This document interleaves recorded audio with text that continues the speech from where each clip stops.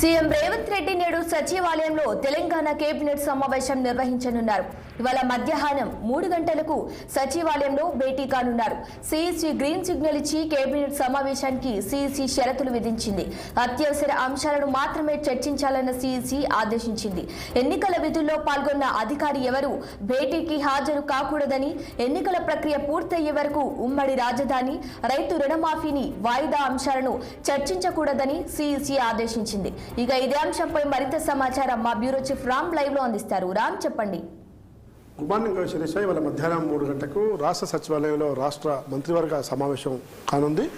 ఈ సమావేశానికి ఎటకేలకు షరతులతో విధించిన అనుమతి ఈసీ ఇచ్చిన నేపథ్యంలో తదుపరి అంశాలపై చర్చించేందుకు ఇవాళ సమావేశం కానుంది. ఈ మేరకు చీఫ్ సెక్రటరీ శాంతకుమారి మంత్రివర్గ సభ్యులందరూ కూడా ఎజెండాతో కూడా కాపీని అందరూ కూడా నోటు పంపించడం జరిగింది. ముఖ్యంగా ప్రస్తుతం ఈసీ ఇచ్చిన అనుమతి మేరకు చర్చించాల్సిన విషయాలు ఒకసారి చూస్తే పంట కొనుగోలు అనేది ఈరోజు ధాన్యం కొనుగోలు పెద్ద ఎత్తున ప్రభుత్వానికి ఒక సవాల్గా మారింది. ఎందుకంటే గత నెల పైగా రైతులు పండించిన పంట అంతా కూడా కళ్ళాలలో ఉండి ధాన్యం కొనుగోలు కేంద్రాలలో ఉన్న ధాన్యాన్ని కొనుగోలు చేయడంలో ఇంకా ప్రభుత్వం కానీ ఇట్లా వ్యవసాయ శాఖ అధికారులు, మార్కెటింగ్ శాఖ అధికారులు ఇంకా చేయాల్సిన స్థాయిలో చేయట్లేదు. ఇప్పటికే 30 లక్షలకు పైగా ధాన్యం కొనుగోలు చేసినప్పటికీ ఇంకా చాలా జిల్లాల్లో ధాన్యం అట్టే కొనుగోలు పెండింగ్లా ఉంది.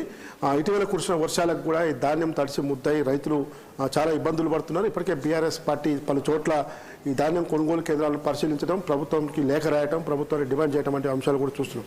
తాజాగా BJP MLA floor leader Mahesh Reddy ఆధ్వర్యంలో కూడా సీఎం రేవంత్ రెడ్డిని కలిసి ధాన్యం కొనుగోలు కేంద్రాలను త్వరగా కొనుగోలు పెంచాలి, అదేవిధంగా తడిసిన ధాన్యానికి కూడా రేటు ఇవ్వాలని చెప్పి కోరడం జరిగింది. ఈ పరిస్థితుల నేపథ్యంలోనే ఇవాళ ధాన్యం కొనుగోలు, పంట నష్టం పైన, తర్వాత వచ్చే పంటలకి తీసుకోవాల్సిన జాగ్రత్తలపైనే ప్రధాన ఎజెండాగా కనబడతా ఉంది. దాంతోపాటు కాళేశ్వరం ప్రాజెక్టులోని మేడిగడ్డ, అన్నారం, సుందిల్లా ఈ సంబంధించిన బ్యారేజీల పియర్స్ ఏదైతే కుంగుబాటు జరిగిందో ఆ కుంగుబాటుకి ఇప్పటికే ఎన్డీఎస్ఏ నివేదిక, తర్వాత పీసీ ఘోష్ కమిటీ విచారణ ఇవన్నీ జరుగుతున్న నేపథ్యంలో త్వరలో సీఎం రేవంత్ రెడ్డి కూడా ఆ మేడిగడ్డ, అన్నారం, సుందిల్లా బ్యారేజీలను సందర్శించి మరమ్మతులకు తీసుకోవాల్సిన చర్యలపైన కూడా సిద్ధమవుతున్నారు. దాని అంశం కూడా ఈరోజు ప్రధానంగా చర్చిస్తారు. ఇంకోటి, విద్యా సంవత్సరం ప్రారంభమవుతుంది. జూన్ 1వ తేదీ నుంచి విద్యా సంవత్సరం ప్రారంభమవుతుంది. వాస్తవానికి ఇవాళ క్యాబినెట్ కంటే ముందే విద్యాశాఖపై ప్రత్యేక సమీక్ష సమావేశం ఏర్పాటు చేయాలనుకున్నప్పటికీ క్యాబినెట్ సమావేశం నేపథ్యంలో అది వాయిదా పడింది. కానీ ఇవాళ క్యాబినెట్లో మాత్రం జూన్ 1 నుంచి తర్వాత జూన్ 12వ తేదీ నుంచి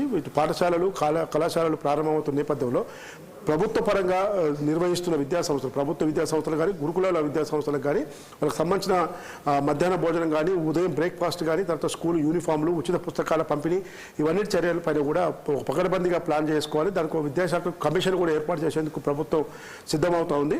కాబట్టి ఈ అంశాలతో పాటు మరికొన్ని అంశాలు కూడా ఇంకా ముందుకు తీసుకుపోయేందుకు క్యాబినెట్లో చర్చిస్తారు. కానీ రైతు రుణమాఫీ అనేది ప్రధాన ఎజెండాగా క్యాబినెట్ సమావేశం పెట్టుకునే నేపథ్యంలో ఈ 40,000 కోట్ల రుణాలు ఏ విధంగా నిధులు ఆదాయ వనరుల సమీకరణకు ఏ విధంగా చర్యలు తీసుకోవాలని దానిపైన ఈసీ బ్రేక్ వేయడంతో హైదరాబాదు ఉమ్మడి రాజధానికి సంబంధించిన విషయంలో, తర్వాత రైతు రుణమాఫీ అంశంలో మాత్రం ఈసీ ఈ విషయాలు చర్చించొద్దు, తర్వాత ఎన్నికల విధుల్లో పాల్గొన్న అధికారులు ఎవరు కూడా ఈరోజు పాల్గొనదని చెప్పి చేసింది. Right Ram, thank you.